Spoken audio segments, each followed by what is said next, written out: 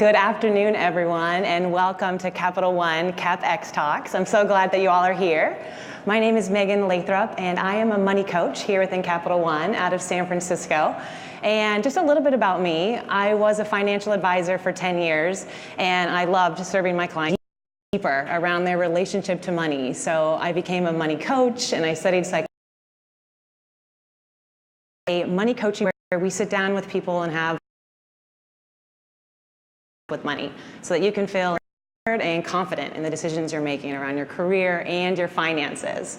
So I'm so glad you all are here today, and I have a great group of panelists where we'll be talking about just that. We'll be talking about your career and your values and how can you be living a life where you're living in alignment with what's most important to you. But before we get started, I want to thank all my Capital One colleagues who are here, who have made this event possible. If we can just give them a brief round of applause. And thank you everyone for joining. And I guess we'll get started. I'm here with some career thought leaders from Los Angeles and beyond, and we'll be talking about their careers and how they got to be where they are today. So I will kick off with some brief introductions. We'll start with John Wolski. He is a culture evangelist with Zappos. And why don't you tell us a little bit about your story, how you got to be where you are now, and feel free to evangelize to us a little bit about culture. That's right, we'll get an amen at the end.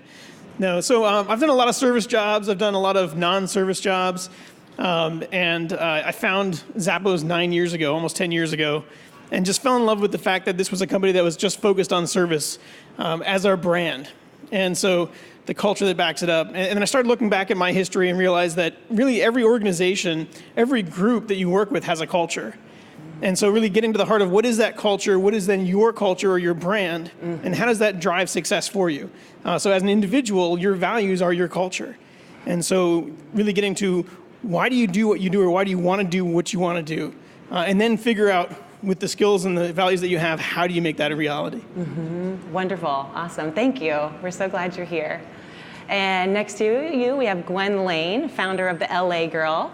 And I've had the pleasure of knowing Gwen for a while. I'm glad that you're here. And tell us a bit about you. And also, it sounds like you've made some shifts in your career that have been really significant for you. So tell us a little bit about that. Sure. Hi, everyone. My name is Gwen Lane, and I'm the founder of the LA Girl. It's an online lifestyle media company here in LA that serves millennial women. I was working in corporate marketing for over 12 years in entertainment and e-commerce industries, and I started my own company on the side as a hobby. Then I took off, and I realized, hey, this is a business, and this is what I want to be doing for the rest of my life. And in turn, I started also teaching, and so I teach content creators how to build their media business, and it's been something that I've realized is through my core values, through actually learning with Megan and Capital One, that I value community, which I get from the LA Girl, and I also purpose, which is teaching other people to build their own businesses. Who's the CEO of Times 10, I think leaving the entertainment industry and creating your own business from the ground up. Tell us a little bit about that. Yeah, so it was very interesting. I was in the music industry ever since I was 16 years old, and got kind of crushed in it. Had a lot of ups and downs, a lot of negative stuff happened towards the end, and at that point I was broke about 4 years ago, had nothing. I was staring at a wall in the basement of my brother's office where his laundry was. And I was like, what am I going to do now? But I knew I loved to market and brand both people, products, and stuff in the music industry. And I said, how the heck can I turn this into what I want for my career? I was by myself, and now I sit here 4 years later. I have 19 employees. We just did an event yesterday for Adidas that had over 6,000 people at it. And it's been unbelievable, and it really fits into what I believe in, to my core of helping others, helping entrepreneurs figure out how to succeed, because I've really always just been an entrepreneur. That's all I really know. Yeah, so. Wonderful. An entrepreneur at heart. Great. Well, thanks for following your core. That's great. And next we have Andy Koo. He's the Director of Product Marketing at LinkedIn. And I had the pleasure of meeting you today, a fellow San Franciscan. Tell us a bit about your story. And also, you mentioned to me earlier that you're in your dream job, that you're living your dream. So tell us. Hello, everybody. Thank you for that. My name is Andy Koo. I work at LinkedIn. I was born in Silicon Valley, born and raised actually in Cupertino, which is the headquarters of Apple's. But when I was born there, it was just apple orchards. And for me, my story is a story about a Silicon Valley guy who did the Silicon Valley thing, started a company, and completely, utterly failed at my company. And out of that experience, I got a lot of clarity in terms of what I want to do with my life. And out of that failure experience, really understanding that my life mission is to help people get jobs. And so now I'm at LinkedIn. I lead product marketing for the team at LinkedIn specifically that builds products to help people get jobs. So every day I go to work, and at my dream job, I help other people get jobs. And I would love to share my story of how I found my true mission in my life and how every day I'm helping folks like you around the world find jobs and find out their mission and their vocation. Wow. So inspiring, wonderful. What an amazing group here. Well, you guys are such a great example because Capital One did a survey here for this event and found that 77% of respondents said at one point in their career, they've taken a job that did not match their career values. And furthermore, 43% of these respondents said that they've taken more than one job that did not align with their career values. So we have great examples here of many of us who are on a journey, and we've probably been in that position as well. You know, you all are in a spot now where you're maybe more in alignment with your values, but we've been on a journey, so it doesn't just happen overnight. So we'll kind of explore a little more about how you got to this kind of more inspiring place that you're in now, given how many people out there are making choices for their work based on different things. So we'll start with sort of the theme of a metaphor. Back to the survey I mentioned, respondents were asked to choose from a list of metaphors they felt best described their progress in their career goal. 38% described their progress as a ladder, where they were consistently moving forward, achieving their goals, whereas 22% said that they still have not defined a career path or goals at all. And the rest of the group described it as a roller coaster, a merry-go-round, and bumper cars. So I'd love to hear from you guys. Are there any metaphors that might describe your whole journey or a metaphor of a certain aspect in your journey? Maybe we'll start with you, John. How would you describe this path? Yeah, I think it's like a choose your own adventure book. You guys remember those? You could read to a certain point in the story, and then you had to make a decision, and you chose a decision, then you read what happened. And the good thing about a choose your own adventure book was then if you didn't like what happened, you could go back to that page where you made that decision and then try the other decision, right? So I think with our careers, you can get into something that you think you're passionate about, something that you're skilled for, and maybe it just doesn't really mesh with what you want to do for a living, right? For the rest of your life. That's a long time. Sure. So you choose that adventure, you get into it, you try it, and if it doesn't quite work, you always have the opportunity to say, let me get back here to this spot where I know where things were working, and then I can figure out what the next adventure is. That would be my metaphor. Wow, that's so forgiving in the sense that you can take a step, and if it's not quite right for you, you can come back and rework your plan. I think so often we're afraid to take those steps, like we might get locked into a route or a path that's not right for us. So, and the word adventure, I mean, that opens up so much possibility if we viewed it that way rather than this tunnel we're on and we're chugging along. So that's great. Thank you. What about you, Gwen? Are there metaphors that come to mind along your journey? Definitely mine would be an obstacle course. Okay. Because I think it's a little bit of all the things that you mentioned. So in the beginning, when you're just starting out with college, you are trying to climb the ladder, right? Because you're trying to get up there and gain experience so that you can move up in whatever trajectory you're going. And then while you're there, you experience some ups and downs like a roller coaster. And then you realize you're kind of at a standstill with a merry-go-round. And then the bumper cars is when it starts getting bumpy, and I think that's the time that people start thinking of a career change. So I think for me, actually, my background, my first job was in finance. Didn't work out that way.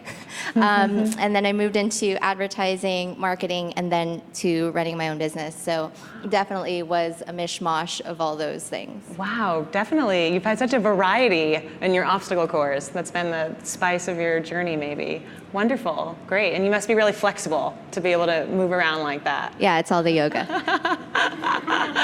Nice. And Ben, what about you and your pursuits that you've been on? Yeah, I mean, it's interesting. I think I merge a couple of these. It's like a bumper car and a NASCAR race kind of all at once, where like I feel like everybody's going to try to bump you off, and somehow I just got to stay ahead of them. And I mean, it's a lot of it for me is that fear of failure, of like, I just don't want to fail. So every morning I just wake up and I'm just going to fight that fear of failure. Yeah. And why I bring up the bumper cars and the NASCAR races, it's like people are going to try to bump into you to make you fail. I mean, whether it's a client, a person, somebody who doesn't believe in you, whatever it is. And it's your job to be, Jeff Gordon and just stay ahead of them and just keep changing, keep beating them, keep winning. And so that's how it feels for me every day, is just I got to be faster than the next guy. Right. I got to be more cutting edge. Wow. So. Yeah, Ben, you bring up a really good point, the fear of failure. That's, I think, been a part of all of our journeys, different steps we haven't taken because of fear. So you wake up each morning and you face that fear. Is there anything that you personally do that helps you move through it or motivates you? Do you have a personal mantra? I mean, there's two people in my life that from the moment, I've always just looked up to them and stared up to them, which is my brother who's here in the audience, and then my father. And my father, I watched him for 3 months during the winter season. He was working at a ski mountain, and I think he missed something like 12 hours. I mean, it was like less than 2 days during the 3 months. And I was looking at him, I'm like 8 years old at the time, and I'm like, it's insane. And I think to watch them and to watch also what my brother has done it just sparked something in me, and I failed a lot, and I just don't want to fail again. And sure. I'm gonna, and we're all gonna. Right. But it's also what you do when you fail, and how do you get back up? Absolutely. And how do you just kick some butt right after you fail? Yeah, great. So. I'm so glad you've had such significant role models. Yeah, absolutely. That you can follow. That's great. And Andy, what about you? Your journey? I know you've been at LinkedIn for the past 4 years. So what has been the metaphor to get you to where you are now? I'm gonna steal the metaphor. I love the choose your own adventure metaphor. I agree with everything that you said. I think the reason why the choose your own adventure speaks to me is oftentimes we hear people say, what is your passion? And follow that passion. And the answer often is, I have no idea what passion is. I don't know. If I knew my passion, if I knew what I was gonna do, then I'd go do it. And I think oftentimes we're paralyzed by this thing, which is, I cannot move forward until I figure out that thing that I'm going to do. And we spend years trying to figure out that thing. And I think the reason why the choose your own adventure analogy is so great is there are many endings in that book. And many of those endings are really good. And we're not forced to choose one ending. We can make a lot of decisions and know that there are multiple paths that you can take, multiple endings that we can have, multiple careers that we have, especially now with multiple careers. And there are multiple careers that can each be good, and that should free us up from the paralysis of, oh my gosh, I got to choose that one. I've got one shot. I don't know if you guys have seen Hamilton, but it's not about the one shot. You have many shots, and many of the shots will end up in a really good spot. Wow, that's so freeing to think that we have so many possibilities and that they're all positive. I mean, many of them are. That's wonderful. That helps me. That's a great perspective. Great. So the next theme I want to talk about is around mismatching. So a slightly different survey result than I mentioned before, but similar, is that according to our recent survey, 77% of Americans have taken a job that did not align with their career interests, ambitions, or long-term goals. And among those people, another third of them have taken a job that in addition to not being in alignment with them from their goals, it was also outside of their skill set or the field that they're interested in being in. So have you guys ever taken a job that did not match your career values or was completely outside of the field, your own field of expertise? And if you did, what's the story? Did you learn from it? Did it become a good case scenario? What came of it? You're nodding your head, Gwen. What comes up for you? So definitely my first job right out of college. I was lucky enough to know someone, which is great, of getting a finance job. It's a dream job for a lot of people in LA, but when I started getting into the work, I realized that it wasn't really what I wanted to do.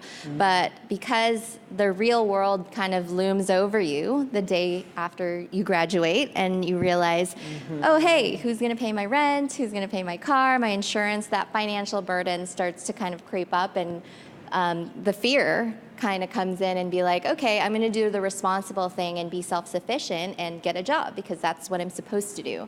And so instead of kind of giving myself the time to explore and try to figure out what I really wanted, I felt like I was kind of pushed into it by myself, and then by kind of the pressure of growing up and going to the real world. So I clearly found out that it wasn't for me a couple months in.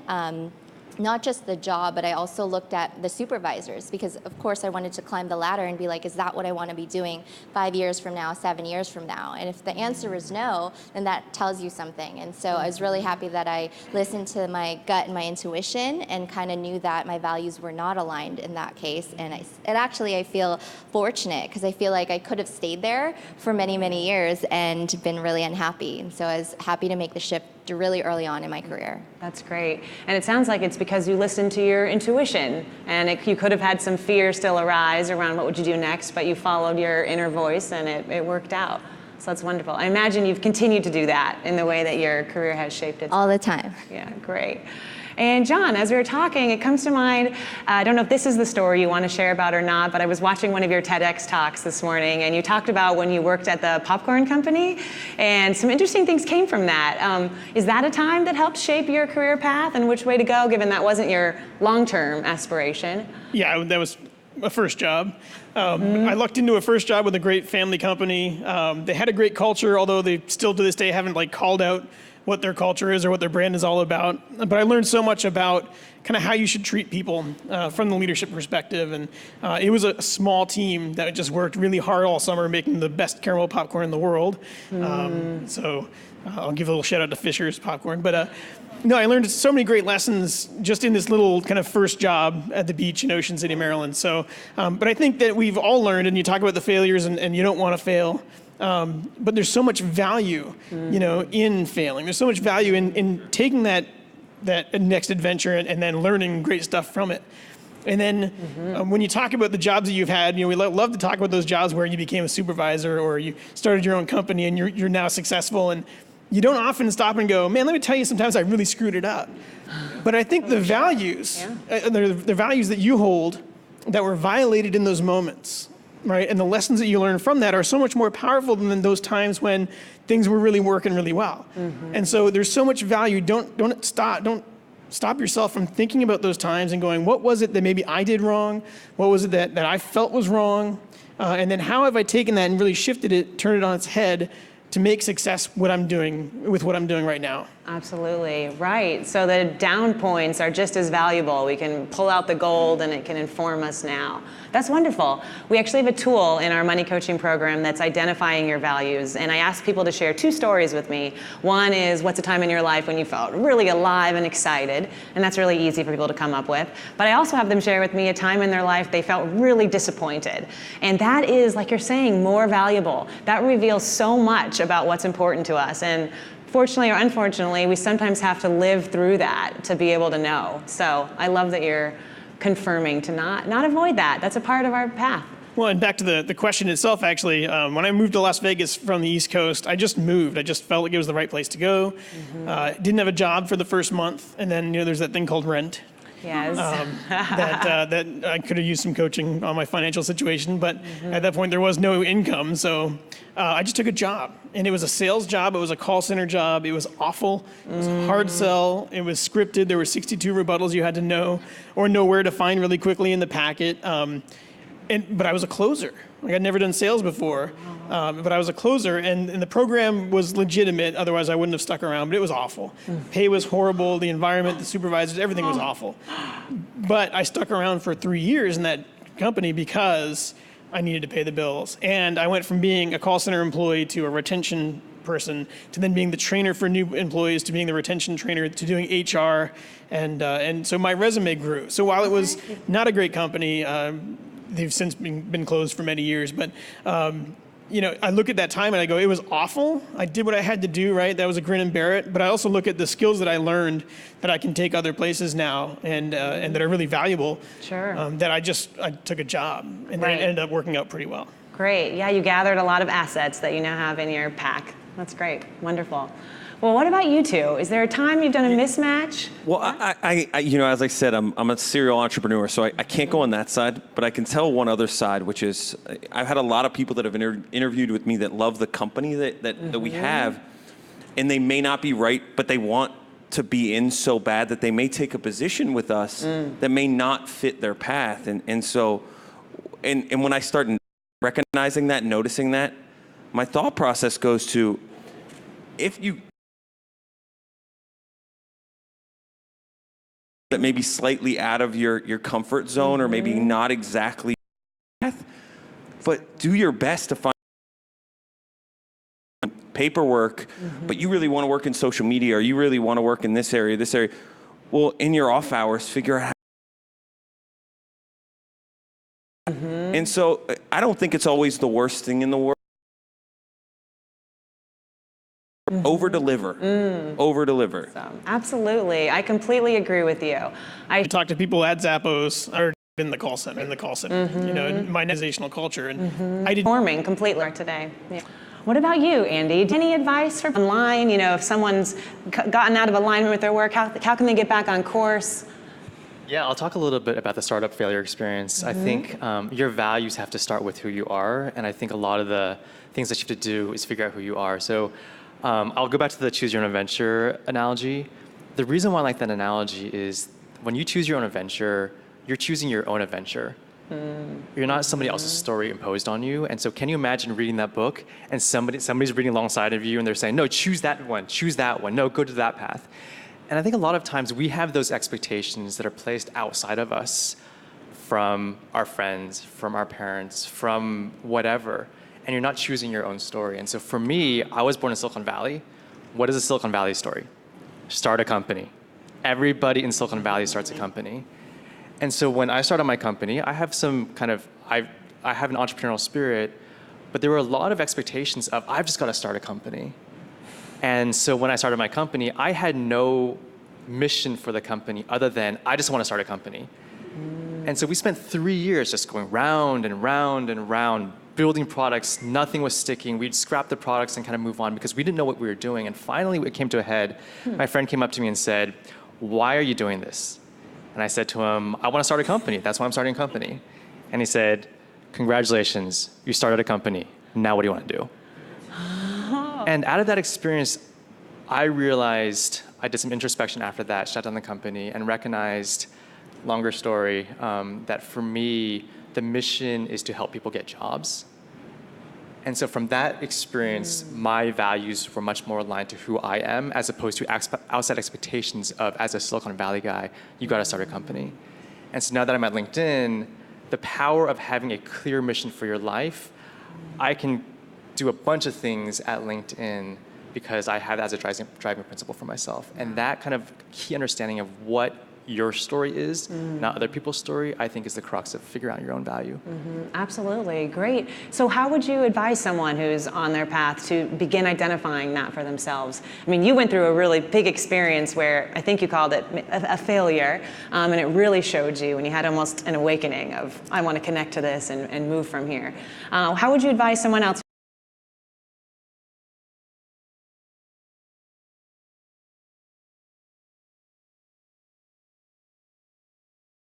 Maybe they're not having a big failure, but how could they do that?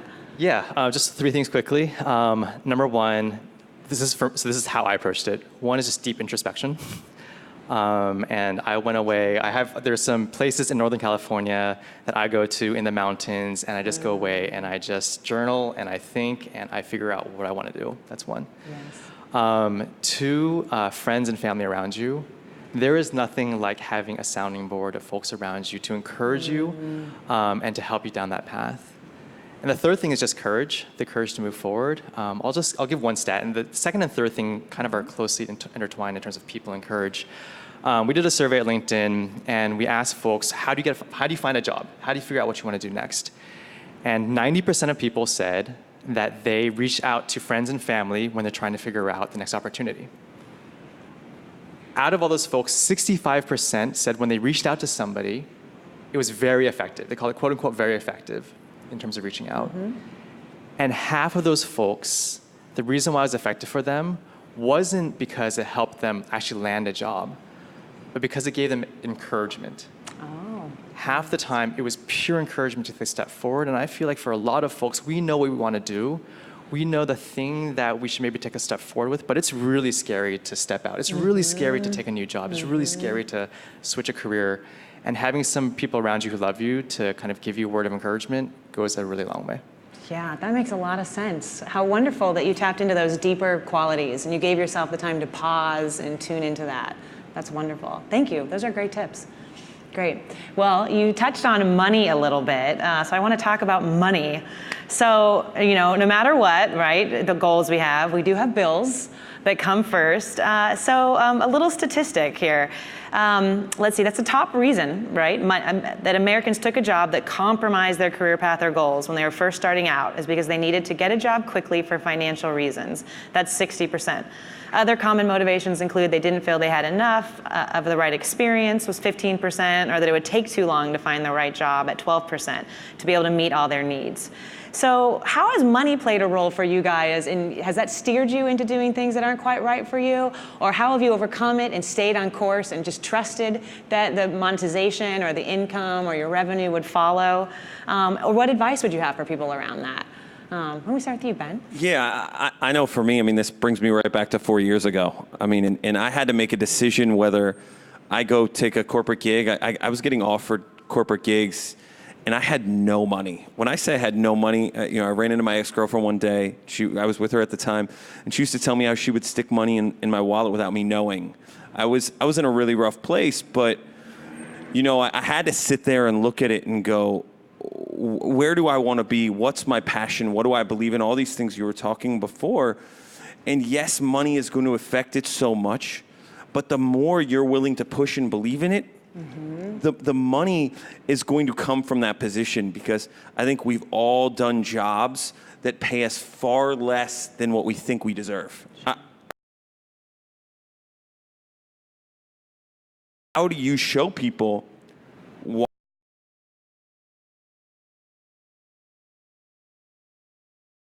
Because I know the struggles.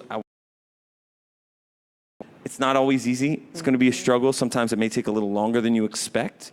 Sure. But there's definitely ways to do it. Yeah, well, that's actually a great point, Ben, because money is so tied to us taking control of our career, and that makes me want to share another statistic with you, that a majority of our respondents, 58%, agree that they don't feel like they have as much control as they would like in shaping their career path.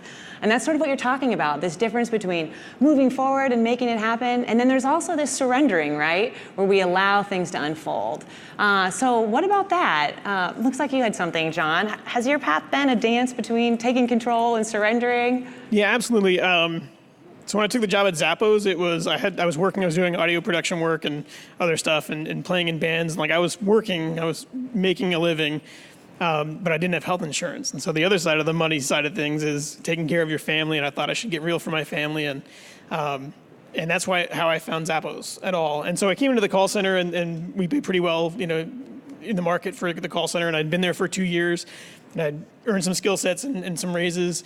And then this opportunity came up with Zappos Insights to share what we do with other people. And the first job that I took was a tour guide, developing a tour process of our campus in Las Vegas, which was $2 per hour less than what I was making in the call center. And so I had to talk to my wife and say, hey, look, I've got this opportunity, and I really feel like this matches my passion, right, and my skills. It's going to be less money, but it's getting it on the ground floor of this new department as well. So you kind of have to weigh the opportunity where I could have said no, stayed in the call center.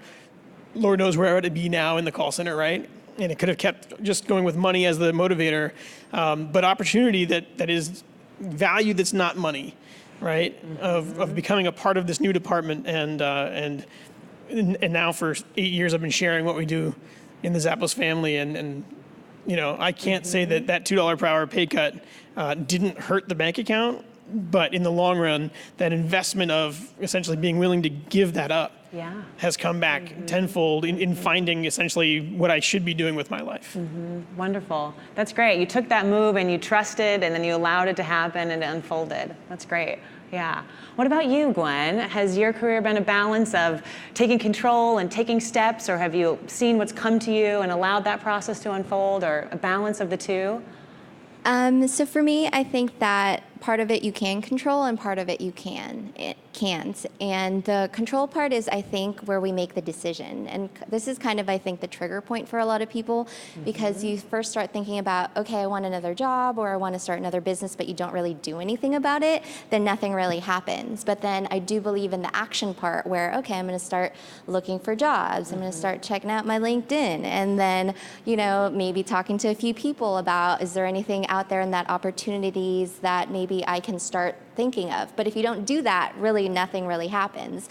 But then I do believe that when you do make the decision, I'm a big believer in things happen for you and not to you. And so I feel like once you made that decision, you kind of put it out there like, this is what I'm going to do, and next year I'm going to be working here, and this is what I'm going to be doing. I think that the universe kind of conspires to help you. And I don't know if it's like a subconscious thing or, whatever it is that you believe, but I think it's the whole alignment thing. Everything becomes aligned, you're focused on it, and that's when everyone says, oh, it happened. That thing that I thought was never going to happen, I did all these things, and here it is. And I love how usually it's an awakening or kind of like a magical thing that happens, and there it is. And kind of like, I think for where we all are now, we're at our dream jobs, we're running our dream companies. I think that is kind of a mix of both control and surrender.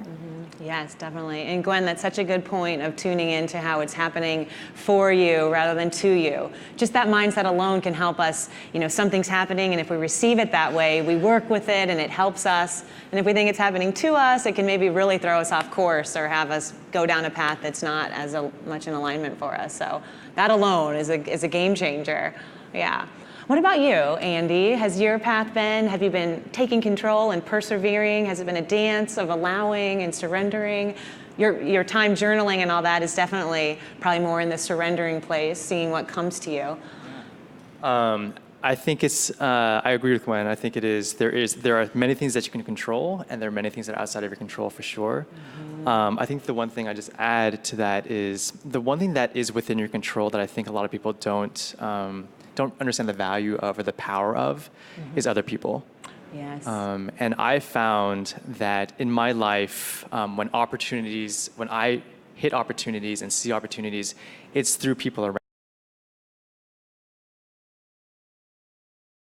Tell them what was going on and how much I was failing, and out.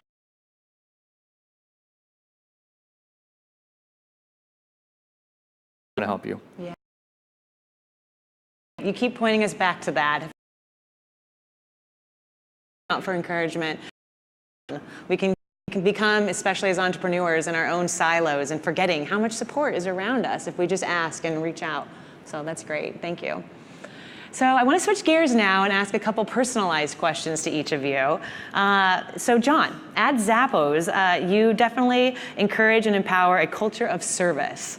Can you define what that means for Zappos and how people in all stages of their career might define or reframe the meaning of service for themselves in their own kind of personal career alignment? Yeah, service for Zappos isn't a department or a thing that we do or we offer. It's who we are as a company. So kind of one of the mantras is that we're a service company that happens to sell insert products here, right? And so in the hiring process, and we hire 50% of the process is alignment with the core values of Zappos. Is this who you are? And then in that, we're going to look at the service question as well. So you can be coming into an accounting job or a programming job, and we're going to ask you questions about, think about that time when you just got amazing service and you felt like there was nothing else that the person wanted to do, but make sure you were taken care of, and tell me that story. And then sometime later in the interview, we'll ask the opposite question. Tell me about a time when you felt like you were a burden. And so if somebody doesn't have a story for either of those two, there's a good chance that they go through life pretty even-keeled, their blood pressure stays pretty calm, and that's great for them, but it's not going to be great for our brand. Because no matter what you're doing and no matter where you are, in the ladder, the bumper cars, the choose your own adventure, service is what we do. And then I think especially as you grow in your career and you become a leader, service is what you do, right? You don't lead because you're so smart and you've worked so hard. That's all true.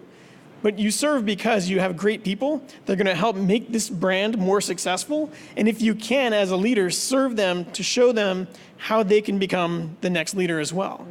So service isn't just, again, that thing that you do when people call the 1-800 number. Service should be in every direction. It should be in every day. And it should be at every level, and I think even more particularly at the top.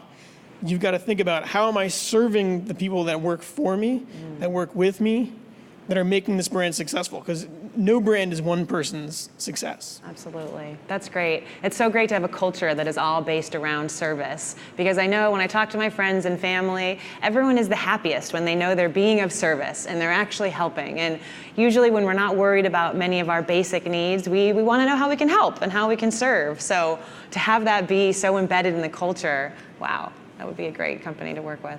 Wonderful. Great. So let's see, Andy. So given the importance of your role at LinkedIn and how important that is for so many employers to connect them with candidates and vice versa, what advice do you have for recent graduates or career changers on how to best leverage your platform for employment opportunities? I'm going to sound like a broken record. It's people. Again, we looked at all the data on LinkedIn, and millions of people get jobs on LinkedIn every year. And we looked at all the folks who got jobs on LinkedIn. 70% of those folks who actually got a job got it through a connection. Somebody they knew, a school alum, somebody that they had worked with at a prior company. And what's really easy is you can go to LinkedIn, I'll do my LinkedIn plug, you can go to LinkedIn and you can say, you know what, this is my dream company, or this is my dream job. I want to work at Capital One.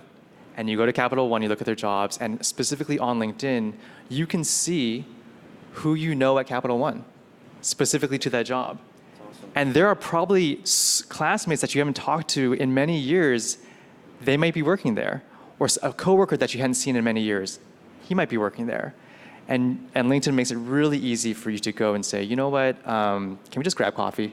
I realize that you work at Capital One, it's my dream company. Let's just grab 20 minutes over coffee. And the power of that is borne out by the data. 70% of people got their jobs through things like that. And LinkedIn makes it really easy to see who in your network works at the company that you want to work at or has a job that you want. Wow, awesome. Let me add one little quick thing to that, just to give you another plug. My director of social media, who I hired through LinkedIn, hired my next person underneath her from a connection through LinkedIn that he applied from LinkedIn. So they worked at another agency together, and she pulled his resume out of it because she goes, hey, I know him, I know his work ethic, we should interview him next, because of exactly what you're talking about, of that joint connection. And out of LinkedIn alone, I had, within 48 hours, I had over 1,000 resumes for this one position. Wow. But this one person had the ability to separate themselves so quickly because of exactly what you're talking about. So I think that's a really, really, really cool aspect of what you guys are doing. So definitely when you're looking for a job, I think it's a great place to turn. So hey, that's not a plug, but I guess it is. Yeah, So. wonderful. Definitely, the power of connection in our relationships, it's everything. It's so significant, our network. So thank you. So I think we have a few questions from the audience. Yes. Question for all the panelists. What and when was your personal career aha? So her question was, when and where, was that it? Was your, what and when was your personal aha moment? Yeah, John. Yeah, for me, it was, just the first time I did what I do now, right? So I was giving tours of the office, building a tour experience in a team, and they had approached me about going and offering speaking on behalf of Zappos. And I got out there and did, and there were 600 people in the audience, and I was actually doing somebody else's PowerPoint. Don't ever do somebody else's PowerPoint. And so I learned really quickly we have a core value that's create fun and a little weirdness, which is like bring your whole self to the job. And so I got a great lesson in, if I do my version of it, I'll do the best version of it. But kind of even in that moment where it wasn't anywhere near the best, it was the first time I did it. I knew that I just wanted to share and inspire. Like, my job isn't to talk to people about Zappos and to sell them on Zappos. It's to change the way that people think about the way that they treat people or their brand, or hopefully both, to eventually change the way that work is done in the world.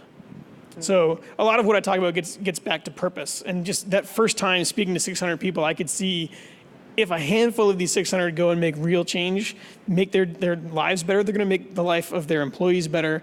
As those employees become bosses and managers, they're going to do things a different way because they've seen it done this way. And I get to do that. And so that was my aha moment was this is the right thing for me.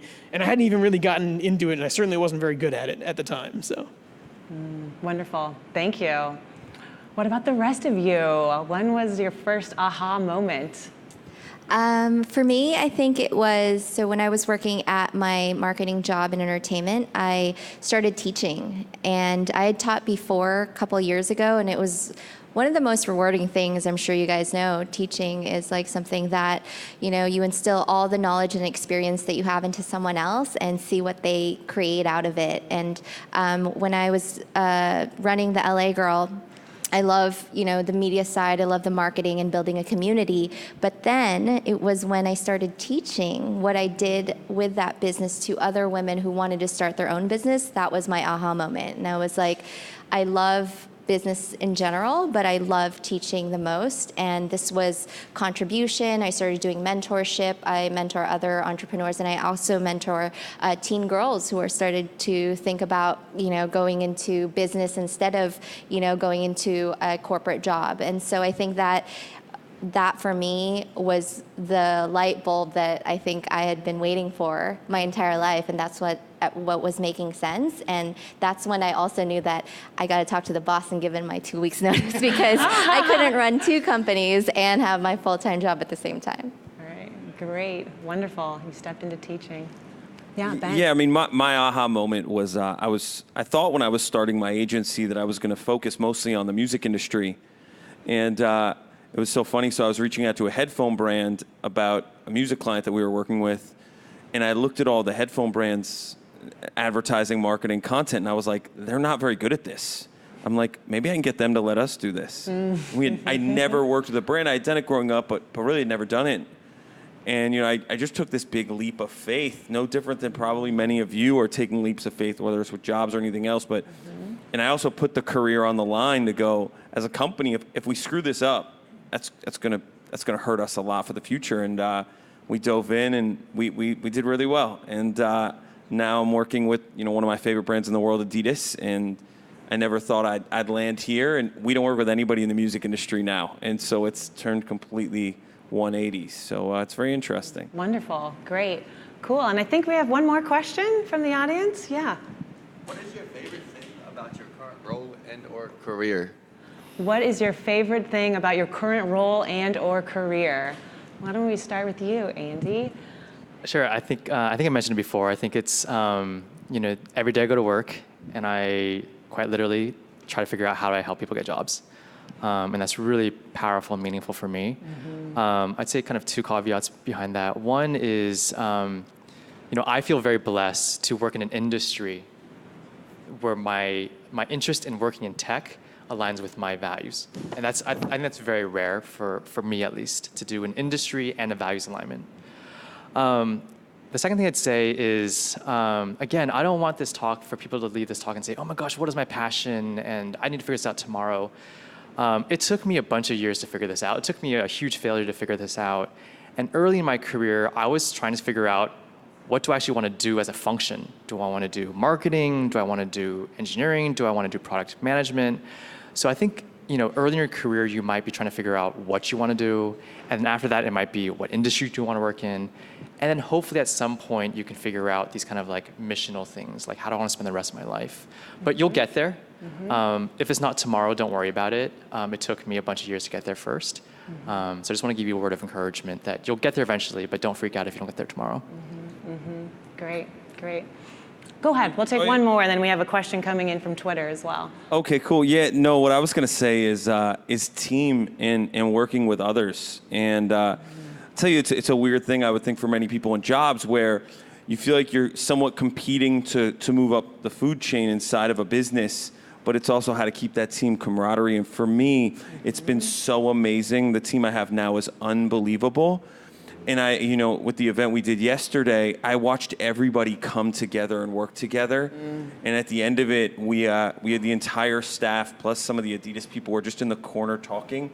And once we were done talking, they stopped and they just kind of praised our teamwork. And I think it's so cool as somebody who runs a company to watch that. So I think anybody, and I watch too often people competing inside of companies. instead of building each other up. And if you get a new job, make friends with the people around you instead of just trying to compete with them. Right. The power of you all together is going to be so much better than the power of you separate trying to compete. Absolutely. Yes, you bring a great point that we're sort of leaving the time of competition and we're entering synergy and collaboration and working together, and it really is the way forward. Great. So a question in from Twitter. What is the #1 tip you'd give to millennials who want to get their career on the right track? So #1 tip for millennials, John. Stop thinking of yourself as millennials. Okay. I just have a personal bent against. Plus, they always talk about boomers versus millennials, and they forget us Xers. But no. I mean, stop putting yourself into a category that anybody else has put you into. You're job seekers, you are skill holders, you are passionate people. And don't kind of let the world pigeonhole you into, I'm a millennial anything, right? So bring your best to the table. Continue to always learn and grow. Show people that while you may be born in a certain time frame, you're going to be an amazing, valuable employee, because there's nothing in the word millennial that says you can't be. Great, definitely. I got a pretty big one. Just as somebody who hires people, digital media has changed everything. So, I spend a lot of time on Instagram. I know you do also. And we're going to find your social media. So the first thing I do when I'm hiring people is I go to their Instagram, and Vegas may have been awesome, and that's awesome. But think through to go like, hey, I'm seeking a job. Maybe that night at Dre's where I'm doing shots, maybe I throw that in my story that goes away in 24 hours than in my stream. Right. So really thinking through that social media is going to be there, so maybe use it to help you, not hurt you. Yes, definitely. Everything is visible these days, so definitely be mindful. Yes, I definitely think that, millennials, I love millennials because I'm in that generation as well. And I love that we don't only think about us, we're very caring about other people, environment, and community. And I really love that about millennials. And I love that we're empowered by technology and, where we are right now with all the things we could do digitally. I do agree with Ben's. Social media cleanup is a must, especially when you are trying to get a job. And that's something that actually me and Megan are going to be teaching in our workshops with Capital One this summer, doing a social media cleanup before you, try to get a job, so that you don't blow it before you get an interview. And, you and your drunken pictures does not necessarily mean you're a bad employee, but maybe you just know how to have a good time. So definitely be careful about that. Yeah, great. Wonderful. Well, we're going to begin to wrap down our conversation today, and I want to thank you all for such an amazing conversation. We started with realizing we were maybe choosing our own adventures on our paths, and we talked about embracing failure as such a key time to understand what's important to us, knowing that the highs and lows are times where we still can find and identify our values. Moving along to staying connected with people, realizing we have so much support around us, and that through LinkedIn and connections and family, we can feel encouraged, and to stay true to ourselves and our core, and really uncover our values and let that motivate us. There's so much there. It's so rich. So thank you for such a thought-provoking conversation. And I want to thank all my colleagues here at Capital One again for organizing such an important event and topic here in LA. If you'd like to watch this talk, go to #CapXTalk, and you can see this in its entirety, or you can visit capx.fora.tv. And those of you here in the room, we invite you to stay and have some refreshments, hang out, come say hello to each of us. And then also this weekend, if you'd like to continue exploring how to shape your career path, Gwen and I will be leading some workshops here on Saturday starting at noon.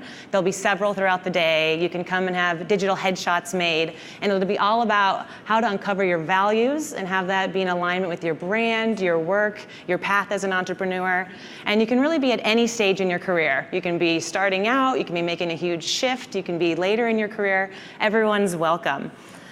So thanks so much, and just a reminder that please think of us at Capital One, that we're here to help you align your money and your career path and help you just understand key things that motivate. So thank you for coming, and please stick around for a little bit.